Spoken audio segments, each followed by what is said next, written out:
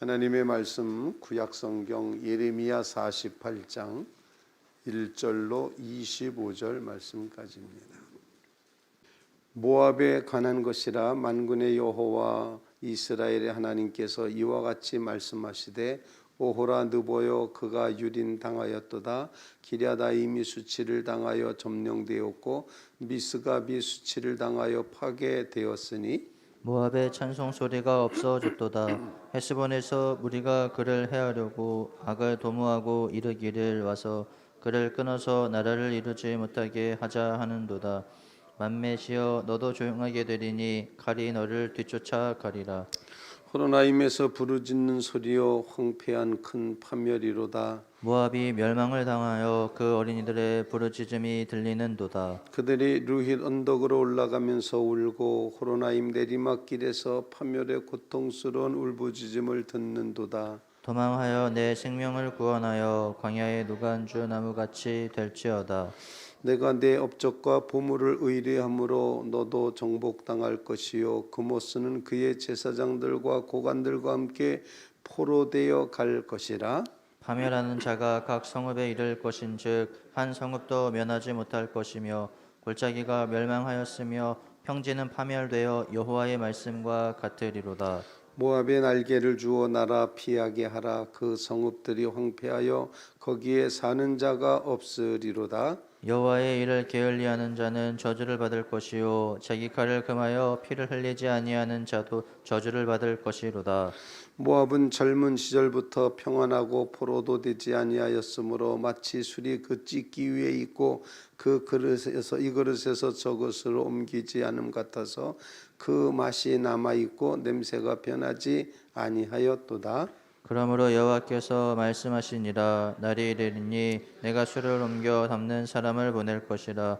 그들이 기울여서 그 그릇을 비게 하고 그 병들을 부수리니 이스라엘 집이 베델을 의뢰하여므로 수치를 당한 것 같이 모압이 그못으로 말미암아 수치를 당하리로다. 너희가 어찌하여 말하기를 우리는 용사요 능란한 전사라 하느냐.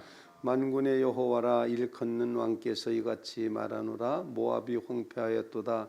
그 성읍들은 사라졌고 그 선택받은 장정들은 내려가서 죽임을 당하니 모압의 재난이 가까웠고 그 고난이 속히 닥치리로다. 그의 사면에 있는 모든 자여 그의 이름을 아는 모든 자여 그를 위로하여 말하기를 어찌하여 강한 막대기 아름다운 지팡이가 부러졌는고 할지니라. 디본의 산은 따라 내 영화에서 내려와 메마른 데 앉으라. 모압을 파멸하는 자가 올라와서 너를 쳐서 내 요새를 깨뜨렸음이로다. 아로엘에 사는 여인이여 길 곁에 서서 지키며 도망하는 자와 피하는 자에게 무슨 일이 생겼는지 물을지어다. 모압이 패하여 수치를 받나니 너희는 울면서 부르짖으며 아르논가에서 이르기를 모압이 황폐하였다 할지어다. 심판이 평지에 이르렀나니 곧 홀론과 야사와 벳바와 디본과 느보와 베티블라다임과 기랴다임과 벳가물과 벳무원과 그리웃과 보스라와 모압 땅 원근 모든 성읍에로다. 같이 모압의 뿔이 잘렸고 그 팔이 부러졌도다. 여호와의 말씀. 말씀이니라. 아멘. 살아계신 하나님의 말씀입니다. 오늘 예레미야 48장 말씀을 통해서 하나님께서 모압을 심판하신다. 열방에 대한 심판을 쭉 말씀하시는 그런 내용 중에 이제 애굽 또 블레셋 그리고 모압 이렇게 세 번째 모압에 대한 심판 예고가 본문에 이제 기록이 되어 있습니다. 모압 그러면은 우리는 이제 롯을 생각하게 되고 롯이 소돔과 고모라에서 피신해서 이제 소알이라는 곳에 이르렀을 때 그 두 딸이 아버지로 인하여 후손을 갖게 되는데 그 후손들이 모압이었다는 것 우리가 이제 알고 있습니다. 그리고 또 역사적으로 보면은 룻이라는 여인이 모압 여인이었던 그런 사실을 봅니다. 그래서 유다 백성, 이스라엘 백성 혈통적으로 이스라엘의 그 그렇게 아주 적당한 적합한 그런 혈통은 아니지만 아브라함의 조카 롯의 후손 이렇게 본다면 결국 아브라함과 연결되어 있는 이스라엘의 주변에 있는 그런 한 족속이었습니다. 그런데 이 모압이라고 하는 나라가 이제 이스라엘 백성들이 가나안에 들어가기 위해서 출애굽하였을 때부터 그때 이후로 계속해서 이렇게 친화적이고 도와주고 그러지는 않았습니다. 항상 반대하는 그런 입장에 섰고 방해거리가 됐고 회방거리가 되었던 그런 모습을 보여주는데 모압 사람들이 섬겼던 신의 모습을 오늘 보면은 그모스라는 신을 섬겼다, 우상 숭배를 하였다라고 이렇게 이제 표현을 하고 있습니다.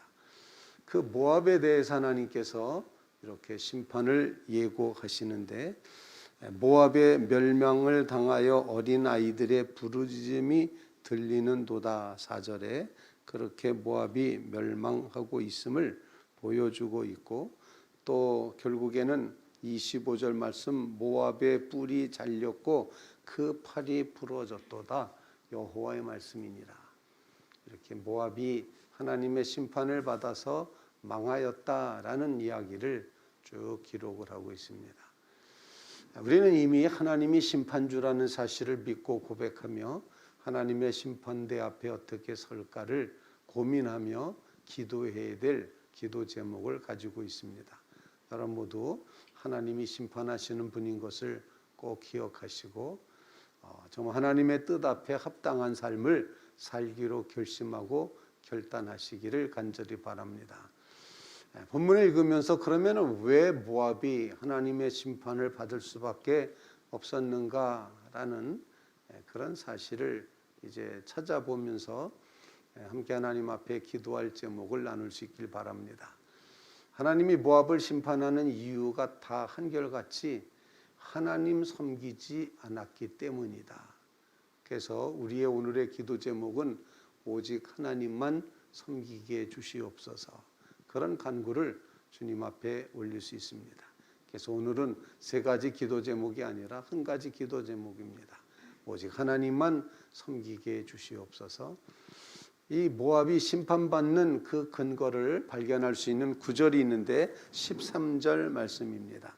13절 말씀 이스라엘 집이 베델을 의뢰함으로 수치를 당한 것 같이 모압이 그못으로 말미암아 수치를 당하리로다.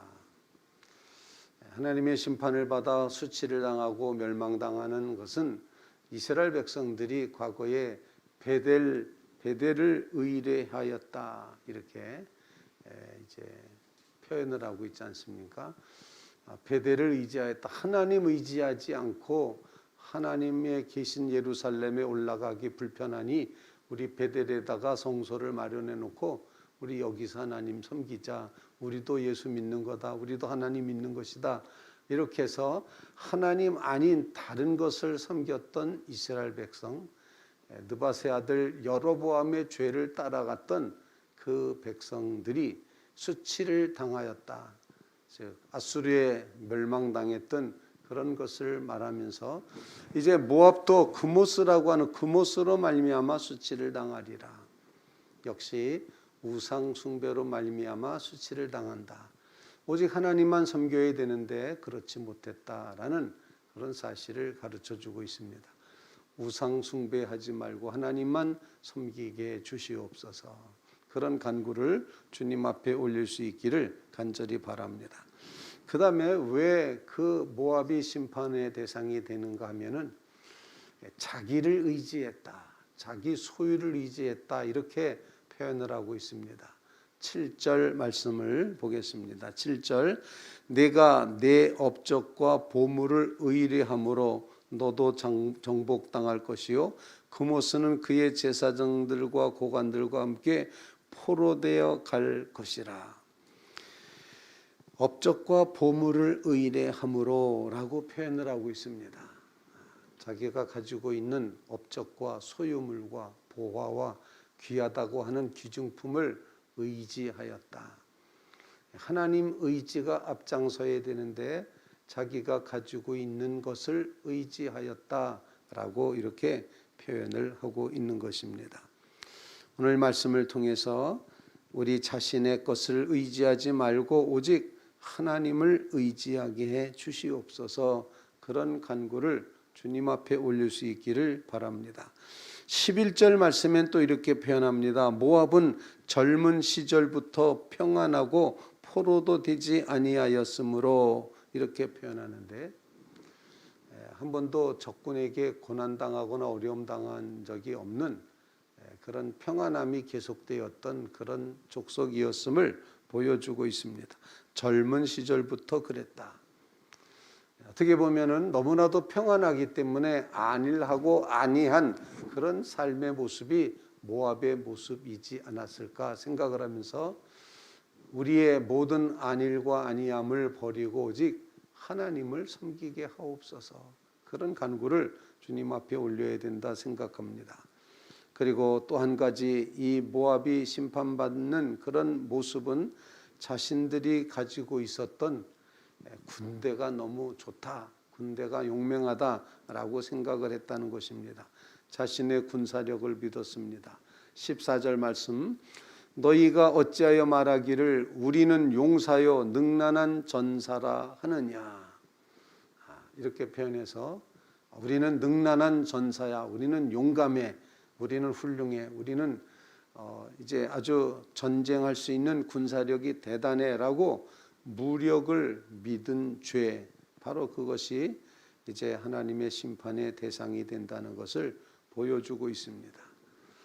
나라가 자기의 군사력을 믿고 교만할 때, 또 안이하고 그렇게 이제 안일하게 살아갈 때, 그때 또 그리고 자신의 것을 의지하면서 이만하면 됐다라고 하는 자기를 믿었던 이런 모습들, 그런 일을 통해서 하나님은 그 백성을 심판하셨다. 오직 하나님의 심판의 기준은 날 섬기느냐 아니냐였다는 것을 다시 한번 일깨워 줍니다.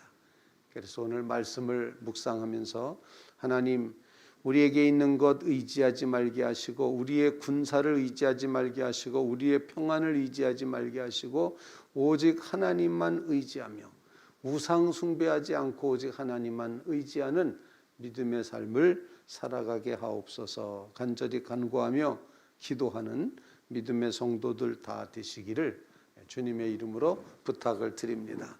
수치를 당하게 되고 부르짖게 되고, 정말 이 모압이 멸망하는 모습, 처참한 모습을 쭉 표현을 하고 있습니다. 이제 하나님의 심판대 앞에 섰을 때, 그때 하나님의 심판이 얼마나 강력한지를 보여주며, 이 심판이 하나님의 일이다라고 오늘 본문의 10절에 말하고 있습니다. 여호와의 일을 게을리하는 자는 저주를 받을 것이라. 이 여호와의 일이 무엇인가 하니 하나님의 심판을 모압에게 베풀어 주는 것입니다.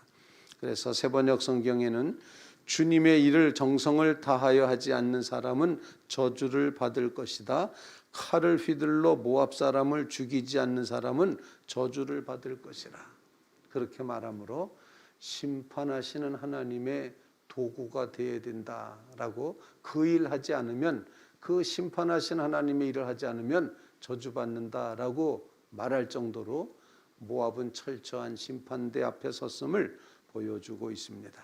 오늘 말씀을 묵상하면서 하나님, 모압이 심판의 대상이 되었음을 보여주셨는데, 심판받는 이유가 우상숭배였기 때문이고, 심판받는 그 이유가 자기의 것을 의지했기 때문이고, 평안하고 안일하다 이렇게 생각을 했고, 자기 군사력을 의지했기 때문에 이렇게 수치를 당하고 멸망을 당하고 심판당하는 모습을 보여주셨으니, 우리로 하여금 오직 하나님만 섬기는 자리에 서게 해 주시옵소서.